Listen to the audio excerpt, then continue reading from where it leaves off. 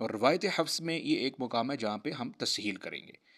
جیسے اوپر آپ دیکھ رہے ہیں قرآنًا اعجمیہ، یہاں پہ ایک حمزہ ہے، لیکن یہ ایک حمزہ ہے، آگے جو ہے وہ حمزہ نہیں بنایا. اگر حمزہ ہوتا تو پھر وہ تحقیق ہوتی، تسہیل نہ ہوتا، تو پڑھتے ہم اعجمی، ٹھیک ہے، تحقیق کے ساتھ.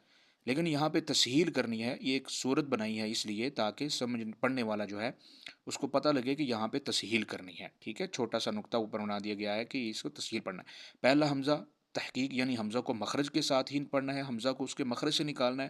اور آگے جو ہے اس کو نہ حمزہ نہ ہی الف مدہ، یعنی اس کی درمیان سی جو آواز ہے اس میں سے آپ نے کیا کرنا ہے، نکالنا ہے.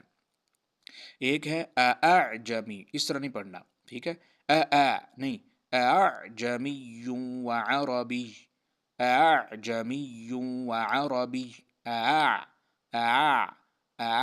ٹھیک ہے، نہیں، اس طرح نہیں پڑھنا.